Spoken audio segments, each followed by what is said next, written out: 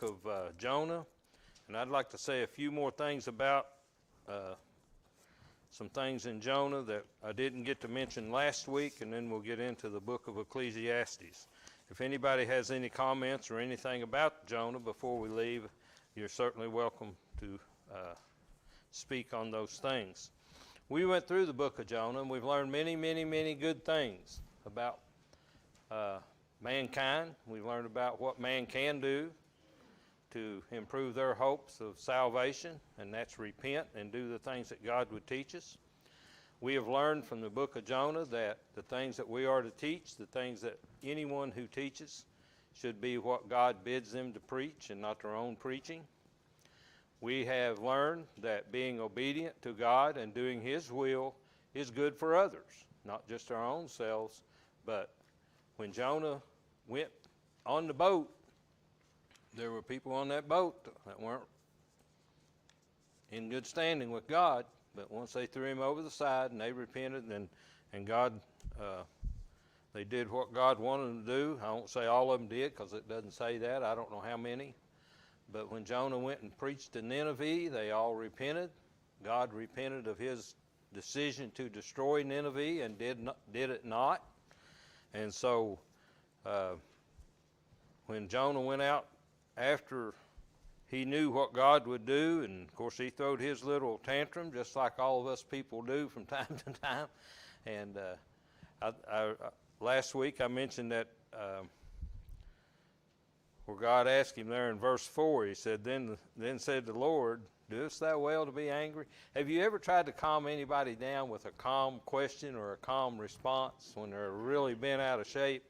You know, usually I get caught up in the hoopla and respond loud or whatever instead of staying calm. Well, this question here to me, God is just saying, hey, Jonah, you think it's good for you to be angry? I mean, just, you know, Jonah's throwing a fit, and God said, you think that's good for you? So is it good for us to be angry? Is it good for us to rebel against God and question what He does? And I think the answer to that is, why don't we just do what God says, right? And in verse 11 of chapter 4 in the book of Jonah, and God asked the question, and should I not spare Nineveh, that great city wherein more than 6,000 persons that cannot discern between the right hand and left hand, and also much cattle? Brother Floyd brought it out in last week's class about those that didn't know the right hand from the left. They knew nothing about salvation. They knew nothing about obeying God. They didn't know what to do. So how did they find out? Jonah preached what God told him to preach. What are we to do today? Go ye into all the world, preach the gospel to every creature. Why? Right. But God's going to destroy those who don't adhere to His commands, right? I mean, that's what He told He's going to do to Nineveh. So the world today that we live in, your world may be different from my world, but we must continue to promote what God bid us to preach. You know, I've had people in my life, and you have too. I'm not different than anybody in here, but we've met people in our lives that tell us one thing the way they believe, and you'll quote scripture to them to kind of not being mean or like I know more than you do or anything like that, but we try to show them the error of their way with a hope that they'll understand what God wants them to do. Not what I want them to do or you want them to do, but what God wants them to do. That's what we want, right? And that's what God sent Jonah to do. And he did it.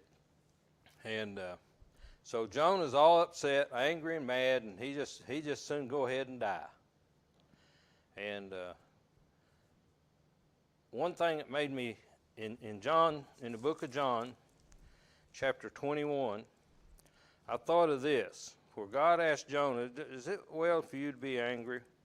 And about the gourd, what are you worried about the gourd for? You never done anything.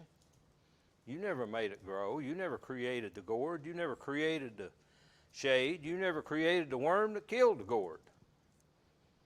You had nothing to do with that. But I thought in John chapter 21, when Jesus told Peter how he was going to die. And it begins in verse 18. And this is just after Jesus has asked Peter 3 times, "Lovest thou me?" 3 times. And of course, Peter's response is 3 times, "You know I love thee." And it's, "Feed my sheep," right? But in verse 18, Jesus goes on to say, "Verily, verily, I say unto thee, when thou wast young, thou girdest thyself, and walkest whither thou wouldest.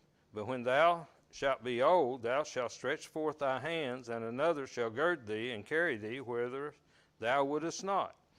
This spake he, signifying by what death he should, and glorify God, should glorify God. And when he had spoken this, he saith unto him, "Follow me." I think it's important we don't miss that 2 words there, that "follow me." Okay? Then in verse 20, then Peter, turning about, seeing the disciple whom Jesus loved following, which also leaned on his breast at supper, and said, "Lord, which is he that betrayeth thee?" And we know here he's talking about the Apostle John, right? And so, and we can read just a few verses down, it will clarify that. In verse 21, Peter, seeing him, saith to Jesus, "Lord, and what shall this man do?" Okay, now, the Lord has explained to Peter how he's going to die. Now, you're going to get old, but you're going to die, right? Okay, well, what's going to happen to this guy? Isn't that kind of what Jonah asked God, if I go to Nineveh, what's going to happen to these people? What'd you have, Tom? I was just saying that was Peter's question. Right. Yeah. That's Peter's question. So what's going to happen? And Jesus saith unto him, if, remember that little word if I will that he tarry till I come, what is that to thee? Follow thou me. What is it to Jonah if God saved Nineveh? What's that to Jonah? What's it to Peter if John never dies? But that's not what he said. Then, verse 23, then went this saying abroad among the brethren that the disciple that disciple should not die. Yet Jesus said not unto him, he shall not die, but if I will that he tarry till I come, what is that to thee? So we can see a similarity of Peter's thinking here, along with what Jonah was thinking. Now, what I think that we need to think, and this is my opinion, and you all can correct me if you see fit to, but we don't need to be worried too much about how God handles things. We need to be worried about how we handle ourselves. Right? So I don't need to worry about Charlie and Jenny or Tom and Linda, and they need to worry about themselves. I mean, I can teach and we can work together to go to heaven, but if God sees fit something else for them and not for me, that's, what's it to you? Jesus is saying to Peter, you don't worry about that stuff. You follow me. You take care of you. Same thing God told Jonah. What's it to you? What have you done? Go ahead. I think we would all serve well to realize that it's not only God's will that the word we spoke, but it's God's will that we accept the outcome. You know, we sometimes we're told to pray and to pray in faith, but we're not really ready to accept the outcome.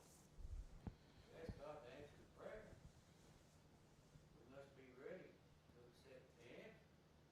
Right. See, Jonah, when he was in the belly of the fish, he was praying to God. You know, he wanted deliverance. Well, he was delivered. Yeah. But he wasn't happy about the outcome. Right. You know, man's got to figure out that it's not my will be done, but thine. And that's easy to say, and sometimes real hard to do. Right. I agree. Brother Jim and I had a little conversation before class this morning. We was talking about the people who have sinned. And we're going to get into the book of Ecclesiastes, which was written by King Solomon. And Solomon sinned a lot. And we'll say more about that later. But Peter messed up several times, and or Jesus had to correct him, and he stood corrected. I mean, he made things right. And so when we read the account of Jonah not agreeing with God, then when Jesus told Peter, "What's it to you?" you know, then Peter, or I don't know who done it, but somebody goes around telling everybody John ain't never going to die. That's not what he said. What he said, if he don't die, what's that to you? If. So we need to go slow enough to understand what God says, but not put off what we need to do for God. So I'd like to close the book of Jonah with a couple of verses from Psalm 145, beginning in verse 8 of Psalm 145. The Lord is gracious and full of compassion, slow to anger and of great mercy. The Lord is good to all, and his tender mercies are over all his works. The Lord is a merciful God. He is a just God, a gracious God. He is slow to anger. I mean, what better time could he have knocked Jonah in the head? You know, won't you just let me go ahead and die, Lord? Whop! There you are. You got what you wanted? No, he didn't do that. Slow to anger. He had a lesson to teach. God wanted us to learn a lesson, and we've learned it. But he's slow to anger. He's very patient with us. And when I say with us, I'm talking about mankind. And I'm fascinated by the number of people who will not listen to God. I really am. And so, but if anybody have any more questions or comments about the book of Jonah? Anybody got anything else to say? I know you all probably tired of the book of Jonah because we've been in it for a while, but actually I didn't plan on studying it that long, but I'm glad we did. I think we had a great study in the book of Jonah, and I appreciate each and every one's help. So let's go to Ecclesiastes. I don't know if you all got a paper. There's copies out. Everybody get one or need one on the shelf. The first two verses in the book of Ecclesiastes, the words of the preacher, the son of David, king in Jerusalem. Vanity of vanity, saith the preacher, vanity of vanity. All is vanity. Now here's a guy, Solomon, the author of the book of Ecclesiastes. This book was written around 945 BC, 935 BC, some 900 plus years before Christ came. And it's talking about, this book is speaking of things under the sun. Now there's many, many lessons, but I think it's been nearly close to 3,000 years since this was written. And it's like reading about a modern day America. I mean, you think things change? They don't change. Man is man. And it's just like in the garden when Adam and Eve sinned. It wasn't their fault. You know, first thing Adam said, that woman you gave me, God. We do that same thing today. You hear people on TV making excuses of why this happened, why that happened. It's not my fault. They did this, and, you know. I love the story of Judah, and I don't remember. I've read it so many times, and I don't remember where it's at in the book of Genesis. But he sinned with Tamar. You all know the story about the sinning with Tamar. But when he was confronted with that, he admitted to it. He said, she's more righteous than I am because she done the right thing and I didn't. And I've never read in the Bible anywhere after that Judah had anything bad said about him. And I think he made things right and understood his position. And we need, as Christians particularly, when we mess up, we need to recognize the mistake and own it and make it right and move on. In Romans chapter 6, the Bible says, let not sin reign, therefore, in your mortal body. So don't let sin be the guiding point of your life. And so when we read about in the book of Ecclesiastes, we're going to see things that Solomon saw, things that Solomon did, and we're going to see that we're not far from the same things. Okay? Solomon was the son of King David, and actually Bathsheba was his mother, the way I understand it. But if we go back to 1 Kings chapter 3, beginning in verse 9,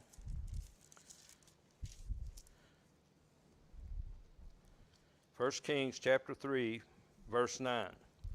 This is Solomon speaking with God. Give therefore thy servant an understanding heart to judge thy people, that I may discern between good and bad. For who is able to judge this, thy so great a people? And the speech pleased the Lord that Solomon had asked this thing. And God said unto him, Because thou hast asked this thing, and hast not asked for thyself long life, neither hast asked for riches for thyself, nor hast asked that life of thine enemies, the life of thine enemies, but have asked for thyself understanding to discern judgment. Behold, I have done according to thy words. Lo, I have given thee a wise and understanding heart, so that there was none like thee before thee, neither after thee shall any arise like unto thee. So Solomon, before being the king, has asked God for wisdom to lead this people, and God has granted that to him. And there's a promise in 2 Samuel chapter 7 that, and this is important. We won't understand it right now, but we will as we go through this lesson through the book of Ecclesiastes. But in chapter 7, beginning with verse 12, this is God talking to King David. And when thy days be fulfilled, in other words, David, when you're dead and gone, not the king anymore, thou shalt sleep with thy fathers. I will set up thy seed after thee, which shall proceed out of thy bowels, and I will establish his kingdom. He shall build an house for my name, and I will establish the throne of his kingdom forever. I will be his father, and he shall be my son.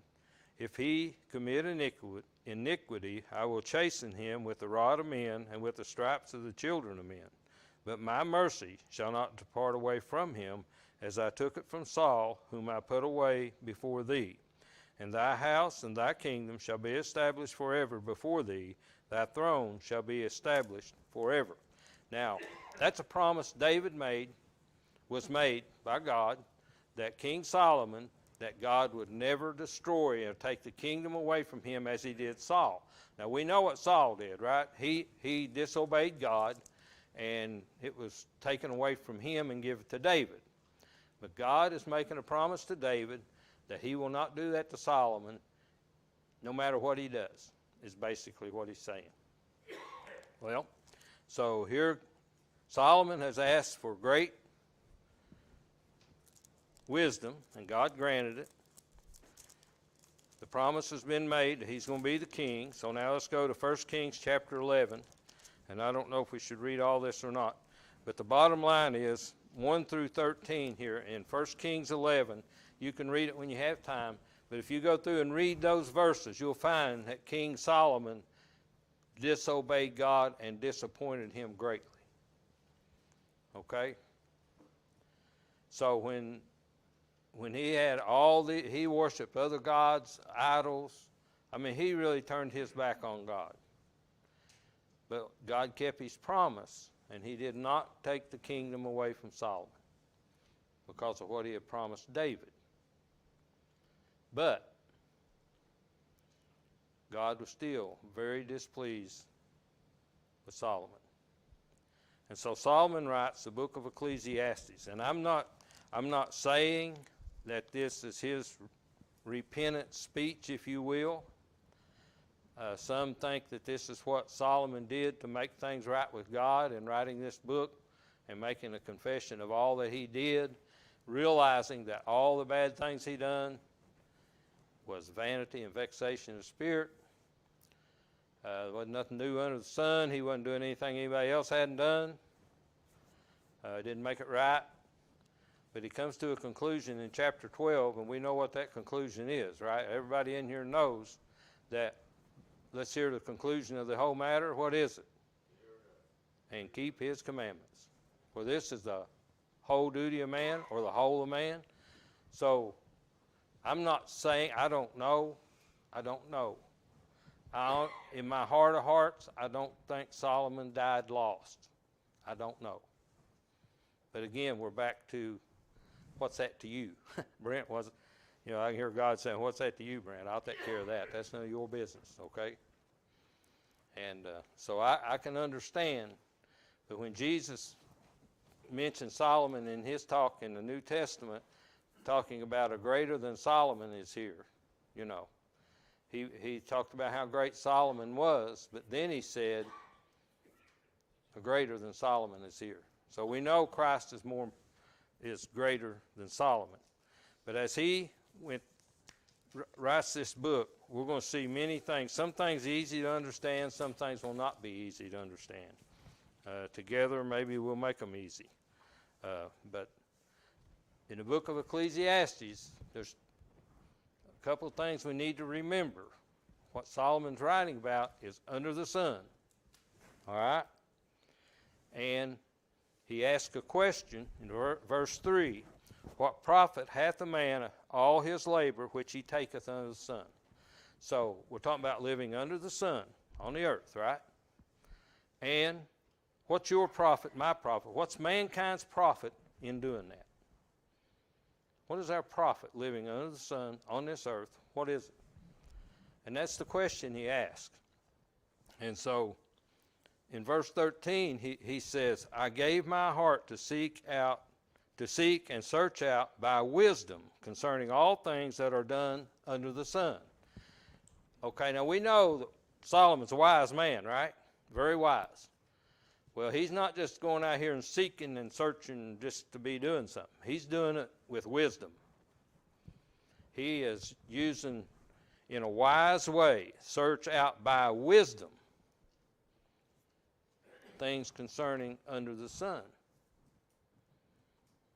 And we'll find out in this book that no matter if you're rich, poor, or whatever, wise or unwise, we all face one exact same thing, and that's death. Everybody's going to die, even King Solomon. We're all going to die. So we better be ready for it. And this is a good book to help us to understand how to live here on this earth and have our priorities right when we die. So he begins telling who he is, the preacher, the son of David, king in Jerusalem. Vanity of vanity, saith the preacher. Vanity of vanity, all is vanity.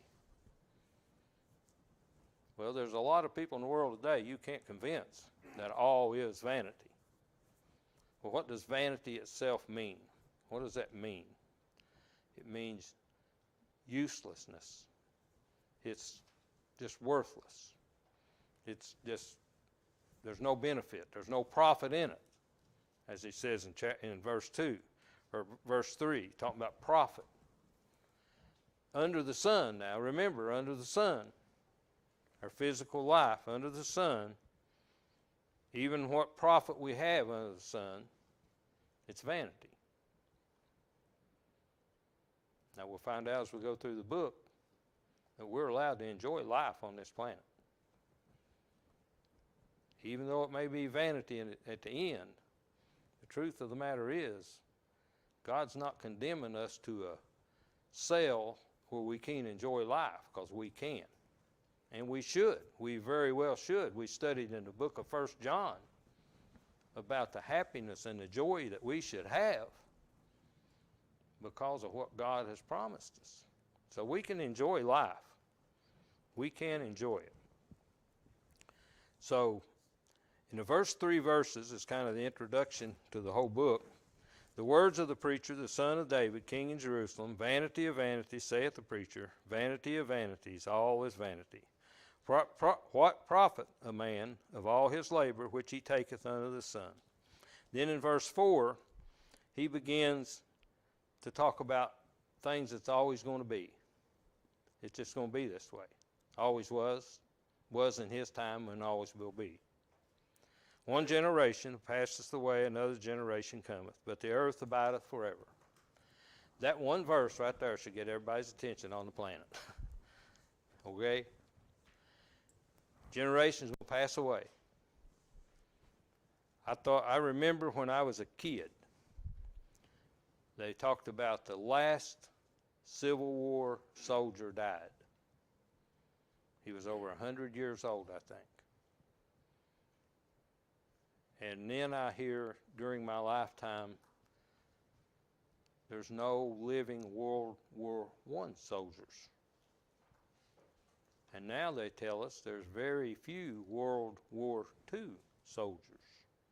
Brother Brett, Yeah. there was an average that I read in my DAV book that I get in a magazine every other month or something. And they're dying off at 1,000 a day. Yeah, that's what, but that generation's gone. I mean, it's going to be gone, right? So in our lifetime, we don't have to wonder what he means by that. We see it in our lifetime. These generations go away. They go away. Well, we're in a generation, too, that's going to go away. If the Lord tarries, everybody in this room, everybody that's ever sat in this room, is going to be gone. So we see this and we understand it. And we don't have to question what he writes here, because we see that under the sun, right? We see what he's writing about, what he's telling us. The earth abideth forever. No matter how many generations pass, the earth's still here. The earth is still providing. The earth is still giving us where to live, how to live. It provides what we need. Well, that's what God created it for. And I am absolutely fascinated that we don't run out of anything, don't you? You know, years and years ago, and I'm getting off subject here, but years and years ago, and I mean many years ago, people worked their own dirt farm or whatever and fed their own family and took care of themselves. And then the population grows and grows and grows, and all of a sudden we figure out how one man can take a tractor and go harvest the field and feed 200 people. And now the population is growing over 7 billion in this world, and now we can take one guy out there and start a tractor with a GPS, don't even have to get in it, and plow a field. And people go, well, man's really smart. God's providing us with the knowledge how to take care of ourselves on his earth that he made for us to live on. So who gets the glory? God gets the glory. Okay? Why? Because he is providing a way for us with what he created. Good old cell phone. Man, the greatest thing ever was, isn't it? That was in the dirt ever how many years ago it was when God made the earth. It's always been here. We're just now learning how to use it. And well, we don't know the right way to use it, and I'm speaking generally speaking, but the truth is God has made it. When he made it for all time. The earth abideth forever. In the fullness of time, it became a veil. Right. By his instruction. Right. He gives us all things pertaining to life and godliness. Right. It's always been there, though. Yeah, it's always been. But he showed us how to use it in the fullness of time. Like I say, when you could go out here and have a family of 15 on a 10-acre farm and feed your family by working that ground and taking care of 10 or 15 people, that's great. Come on in, Gerald.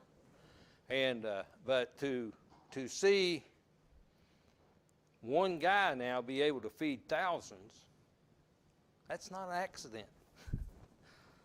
Okay? That's not an accident. But the earth abideth forever. So the earth is always going to provide every generation. The sun also rises, verse 5, the sun also ariseth, and the sun goeth down, and hasteneth to its place where he arose. There's people on this planet today. I am not one of them. But there are people on this planet today that can tell you what time the sun will rise in Olive Hill, Kentucky on September the 23rd, year 3000. That's how accurate it is.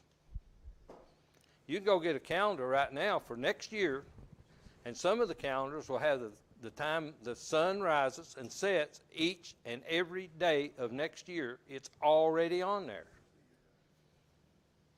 It's already there. So when we read this, under the sun, we can see how accurate God's creation is. And what I think Solomon is establishing here is you better figure out what's important and what's not, because this is what God has already done. All right? So the sun comes up, the sun goes down, the sun comes up, the sun goes down. Verse 6, the wind goeth toward the south, and turneth about unto the north. It whirleth about continually, and the wind returneth again according to his circuits. What on this planet obeys God? Everything but man, right? Even the wind. Even the wind. We read that in the New Testament. When Jesus calmed the sea, they were fascinated that even the winds obeyed him. The winds are still obeying. Okay? The earth abideth forever. All the rivers run into the sea, yet the sea is not full. Unto the place from whence the rivers come, thither they return again. How does that work? All the rivers go into the oceans, but the ocean never overfills. Well, the water evaporates, goes into the clouds, into the wind, carried about, put it back at the beginning of the river or somewhere down the line, and here goes the same cycle. Do you know the bottle of water you drink today will be the one that God made in the beginning? It's not new water. It's not new water. I mean, you might not want to think about that, but the truth is, the water we drink has always been here. We don't know where it's been, what it's done. You know what I mean? God never made it. There's no new water. There's no, and now we got a guy over here drinking his water. So, but it didn't deter him, did it? But I mean, when you think about where's it go? Where's it been? What's it been used for? How did it get back out there? Did you ever go by a steel mill or any of these big plants that got cooling towers? See that evaporation going up into the air, and it just disappears while you're looking at it? And that might have been your bottle of water. That may be your next bottle of water. You know? Huh? Right, I mean, we don't know. But God fixed it, didn't he? It's fixed where we can use it and enjoy it. Isn't God great? My goodness, isn't that great? Amen. Verse 8, all things are full of labor. Man cannot utter. The eye is not satisfied with seeing, nor the ear filled with hearing. Of all we know about God and all the work that he has set in motion, you know, the labor, we can talk about labor, our labor, your labor, my labor. What about the wind's labor? What about the sun's labor? What about the earth's labor? How can we explain that? How can we utter and explain that? Why is the earth out here in the middle of nothing, sitting on nothing, going around and around? Those are labors that God set in motion for wind, rain, I mean all of it. Our labor that we work and toil in a lifetime to provide for ourselves and others, whatever it may be, we can't explain it all. We'll go back to explaining how one family fed themselves to one man feeding many. How do we explain that? We explain it because God, that's how you explain it. It's God's gift to man. But when generations come and generations go, the earth is still here providing. Isn't that great? I mean, it just works. It just works. Not because of you and me. Eyes not satisfied with seeing, or the ear filled with hearing. Always looking for something new, aren't we? You know, Brent, I'm getting sick and tired of hearing you stand up there and teach the Word of God, never go anywhere else, never make up nothing new. I'm getting tired of hearing the same thing over and over and over. And I'll never forget Brother Sean preaching a lesson many years ago, standing right up there. He said, if I'm preaching 50 years from now, I'll be preaching the exact same thing I'm preaching today. Amen. Is that what you want to hear? We don't want nothing added to it, taken away from it. We want the truth. We want the truth. So when we talk about the eyes not satisfied with seeing, we're all the time seeing something new, wanting something new. And that's generally speaking about man under the sun, right? And we're all guilty. I mean, we can say we don't do that. Yeah, we do. We all do it. You know, we do it. All the time wanting to hear something, you know. All the time wanting to hear good stuff. Yeah, I love to hear good stuff. You know, like we hear a lot of bad stuff, but we hear a lot of good stuff too. So, you know, that's great. Those things are good. The thing that has been, it is that which shall be.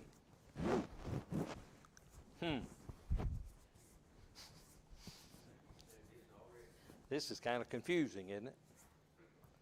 What has been will be. Ain't going to change, is it? No. Under the sun, man's going to be man. We're going to make the same mistakes. We're going to make the same right decisions. It's already happened. My youngest brother and I were talking one day about someone who had something upset their life. And my brother was talking to him about it, and they started making excuses. Well, you just don't understand. And my brother said, don't tell me I don't understand. Do you think you're better than everybody else in the world? It's happened to everybody. You're not the first one that's had this problem. That's right. You know, people make excuses. Somebody else's fault, we already talked about, right? Somebody else's fault.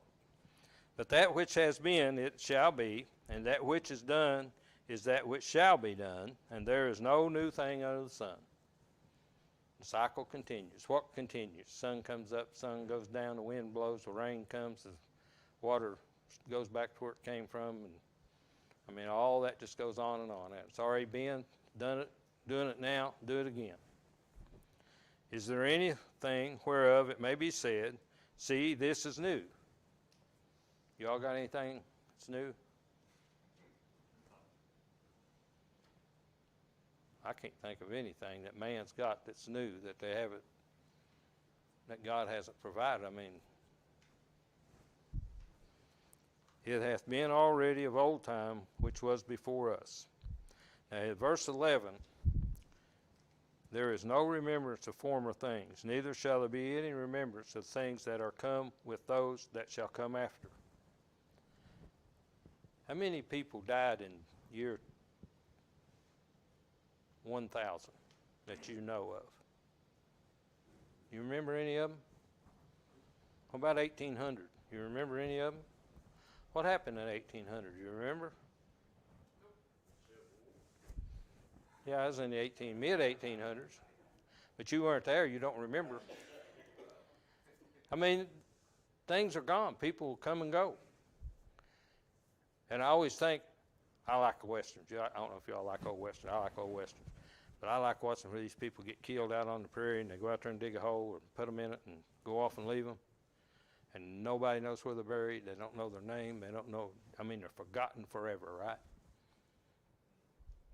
You know, somebody knows somebody knows where they're at. God does. That's right. God knows where they're at. But this remembering thing, it's not important that we remember everything that's happened in this life, in this world, because it's going to be forgotten. And the point being made here, I think, as we go on through this book, you'll find out. Let's quit worrying about what has been and take care of what now is. Okay? Because when we lift up our eyes in torments, as the rich man did in the story about the rich man and Lazarus, you know what he did? He remembered.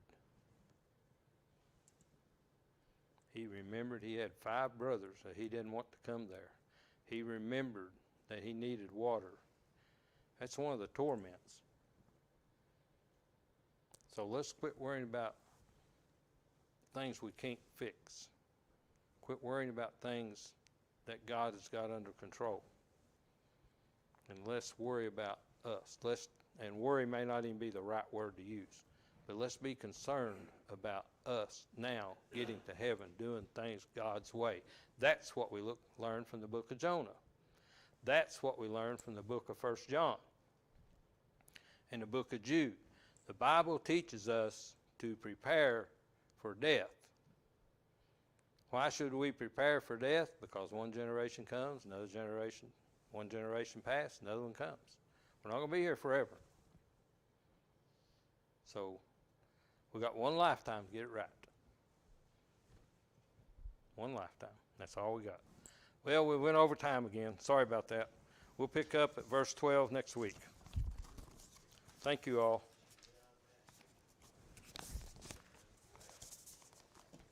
Time goes too fast here, don't it? I don't know why time goes so fast, but somebody's on vacation, because vacations always go fast. So somebody's on vacation and they're making time.